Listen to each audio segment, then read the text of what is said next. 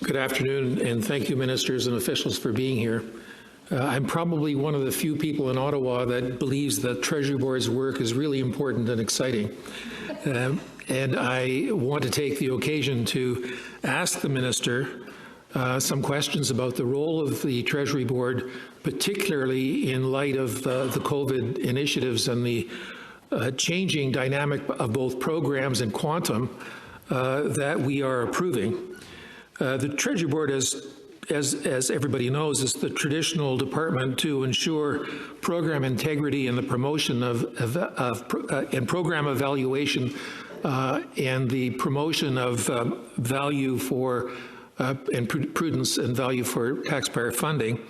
I'd like to hear from the President of the Treasury Board what additional steps beyond those of the normal practices of the department have been put in place as a result of the COVID initiatives to ensure that this overwhelming and sudden program allocation meets the traditional standards of integrity and program effectiveness. Thank you, Senator Harder, and thank you for being so kind and so supportive of the role of the Treasury Board and perhaps the President as well. Yes, it is indeed an important central agency, but perhaps an agency whose work is rather discreet, in many cases in support of other important agencies or departments across the government. In the current crisis, we have acted in a different number of ways to make sure that we could do things quickly, but with the integrity and the value for money concerns that you also signal and correctly. So we have needed to be agile. At the same time, we needed to be diligent and responsible. So examples of what we did was a clear communication to all departments, officials, public servants at all places and all levels, in not only an expectation, but a demand that whatever measure they put into place, sometimes in a relatively speedy manner, need to be documented, eventually to be provided with full information to institutions, important institutions like the Information Commissioner, the Auditor General, and other central agents and agencies in the Government of Canada. Similarly, we have had to be agile and rigorous in our ability to monitor the important demands on the healthcare and the public health side, providing support for medical research into testing, into treatment, into vaccination, procuring at a level and at a speed that we have never seen in the history of Canada, so working with PFPC obviously, and other important mechanisms both on the human resources, the technology, and the financial management sides that the Treasury Board agency absolutely needs to do. Thank you. If I could move on to if I could put it that way, the normal programming activities. What steps are you taking in your department to ensure that the program integrity of the other programs outside from the COVID initiatives continue to be both appropriately resourced and effectively monitored? The short answer is that I have, and we have, the privilege of having within the Treasury Board Secretariat a level of expertise and dedication that is unfortunately too little visible, not visible enough for most Canadians and even for parliamentarians.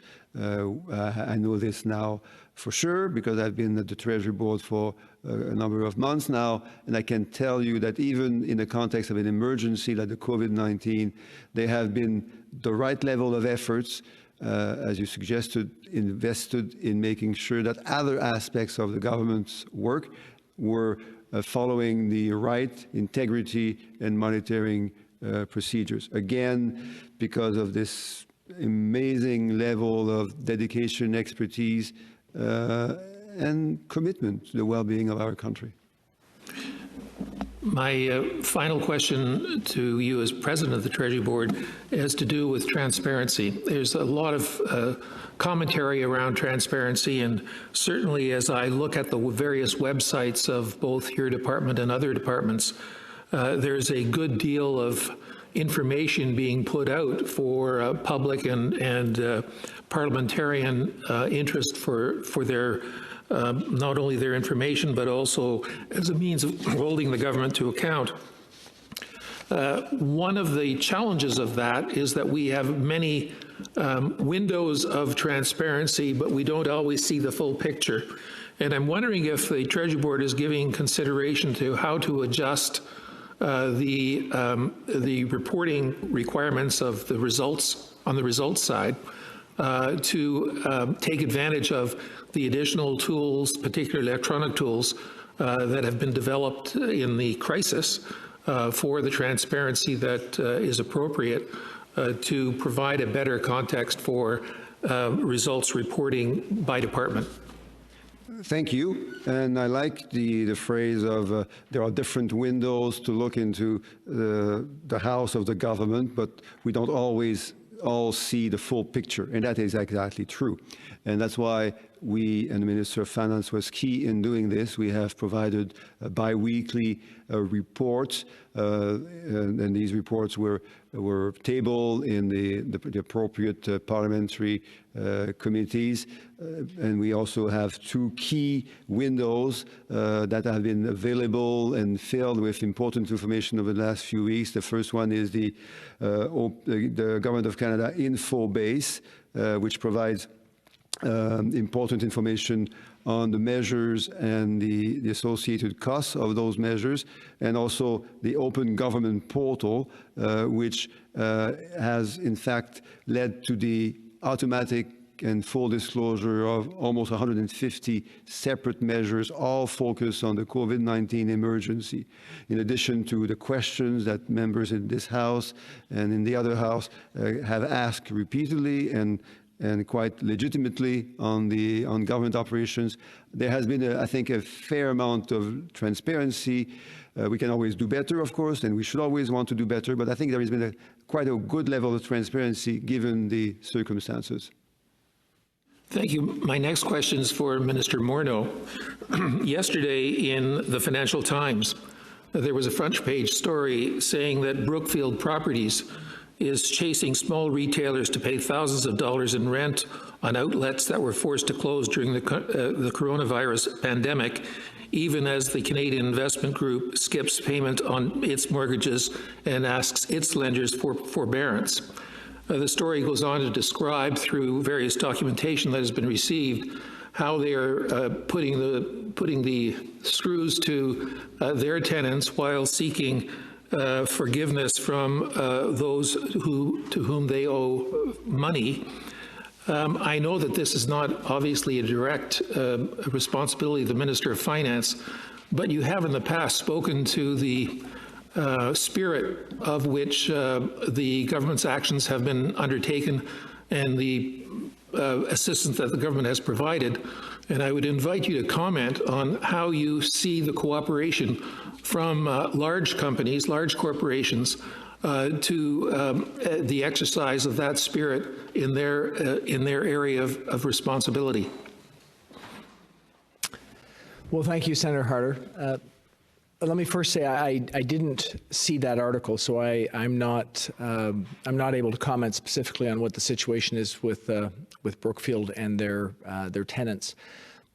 With respect to your broader question, we've both tried to design programs that would create the right incentives for participants in the market to work together, and the approach we took on the emergency rent approach was intended to do that. So it was intended to provide an incentive for a landlord to work with a tenant, because they would be guaranteed 75% of their payment, and it was an incentive for the tenant because they would only have to pay 25%. We see that program is now starting to grow, which is positive, enabled by the fact that many of the provinces have made evictions of commercial tenants put a moratorium on those temporarily. So to your direct question, we've actually worked with some of the largest landlords in the country. I personally spoke to a number of them, not to Brookfield, but to a number of other large institutions that have a significant number of commercial tenants. And in all the cases, in fact, I spoke to large Canadian pension funds, they told me that they would work with the commercial rent approach that we put in place in order to try and get to a settling of the challenge that they're facing, the challenge that tenants don't have the money to pay, and landlords, of course, don't want to take a haircut, but they thought that the program was appropriately scaled for the challenge. So I think that does broadly answer the question you're asking.